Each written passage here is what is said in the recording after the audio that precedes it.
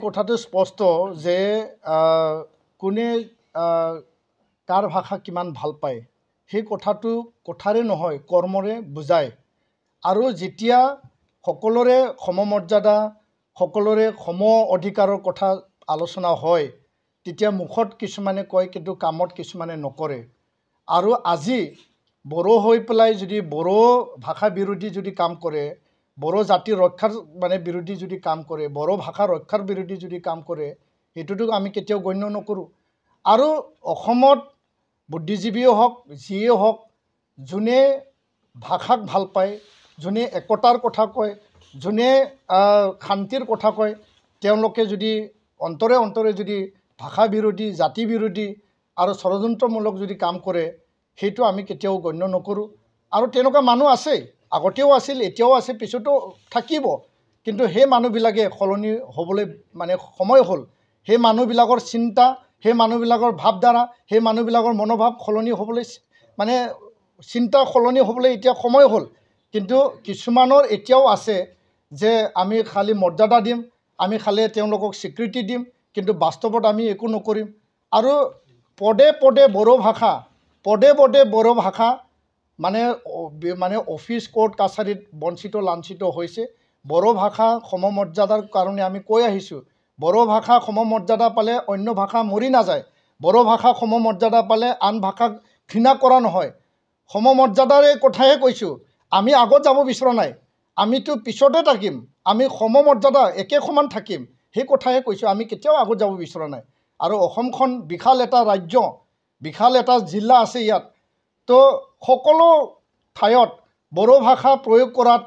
কি আপত্তি থাকিব পাৰে য'ত বড়ো মানুহ আছে তাত বড়ো ভাষা প্ৰয়োগৰ সুবিধাটো দিয়ক আৰু এই কথা চুক্তিত লিপিবদ্ধ আছে সেই নটিফিকেশ্যন জাৰি কৰিছে আৰু যদি চুক্তিক নৎসাত কৰা হয় আৰু যদি শ্বহীদৰ যিসকলে ইয়াৰ কাৰণে ভাষা আন্দোলন কৰিছিল যিসকলে ইয়াৰ কাৰণে শ্বহীদ হ'ল বড়ো আন্দোলন কৰিলে এফচুৱে কৰিলে BLT কৰিলে NDB কৰিলে সেই শ্বহীদসকলক যদি নৎসাত কৰা হয় মনত আঘাত লাগে আৰু এই আঘাতে কেতিয়াবা এটা অগ্নিকুম্ভত আকৌ নতুন ৰূপ ল'ব পাৰে তো ইয়াৰ কাৰণে আমি কেতিয়াও বিচৰা নাই আমি শান্তি বিচাৰোঁ একতা বিচাৰোঁ আৰু ভাষাক সমমৰ্যাদা দিয়াত কোনো ভাষা শেষ হৈ নাযায় ভাষাক সমমৰ্যাদা দিয়াত কাৰো অধিকাৰ খৰ্ব নহয় ভাষা আমাৰ আৱেগ হয় ভাষা আমাৰ আই মাতৃৰ ভাষা হয় আৰু এই ভাষাক আমি কেতিয়াবা লাঞ্ছিত বঞ্চিত হ'লে আমাৰ মনে কান্দে আমাৰ হৃদয়ে কান্দে আৰু ইয়াৰ কাৰণে আমি নিখিল বড়ো ছাত্ৰ সন্থা আমি স্পষ্ট কৰি দিছোঁ যে ভাষাক লৈ কোনেও যাতে নেখেলে ভাষাক লৈ যাতে কোনেও ষড়যন্ত্ৰ নকৰে সেই কথাটো আমি স্পষ্ট কৰিছোঁ আৰু অসমত অসমীয়া ভাষা বড়ো ভাষা মাতৃভাষা আন জাতি জনগোষ্ঠীৰ ভাষা সদায় উজ্জ্বল হৈ জীয়াই থাকক সমান্তৰালভাৱে ইংৰাজী ভাষাও চলিব তাত আমি কোনো বাধা দিয়া নাই ইয়াত কোনো দ্বিধাবোধ নাই কিন্তু আমাৰ ভাষা কিয় লাঞ্ছিত হ'ব আমাৰ ভাষা কিয় বঞ্চিত হ'ব এই কথাকে আমি সদায় কৈ আহিছোঁ আৰু যোৱাকালিৰ যি এটা আৱেগ সেই আৱেগৰে স্বতঃস্ফূৰ্ত আৰু ইয়াত কোনো কাৰণত অসমীয়া ভাষাক মোচাৰ আমাৰ উদ্দেশ্য নাই অসমীয়া ভাষাৰ ওপৰত কলা ৰং খানাৰ আমাৰ উদ্দেশ্য নাই উদ্দেশ্য কেতিয়াও নাছিল এতিয়াও নাই পিছতো নাথাকিব কিবা কাৰণত ভুলক্ৰমে আমাৰ মূল উদ্দেশ্য আছিল নতুনকৈ আঁৰি দিয়া যিবিলাক আৰবান ডিপাৰ্টমেণ্টৰ ছাইনবোৰ্ড পুৰণা যিবিলাক ছাইনবোৰ্ড সেইসকলক আমি যিবিলাক টাউন কমিটি কমাৰ্চিয়েল শ্বপ যিবিলাক ব্যৱসায়ী সন্থা তেওঁলোকক আমি আহ্বান জনাইছোঁ আমি হাম্বলি ৰিকুৱেষ্ট কৰিছোঁ আমি খুব বিনম্ৰতাৰে ৰিকুৱেষ্ট কৰিছোঁ যে আপোনালোকে এইটো সলনি কৰক কিন্তু আমি জবৰদস্তি কৰিব বিচৰা নাই এইটো চৰকাৰৰ দায়বদ্ধতা কিন্তু সেইটো কৰিবলৈ যাওঁতে ভুলক্ৰমে অসমীয়া এই আখৰৰ ওপৰত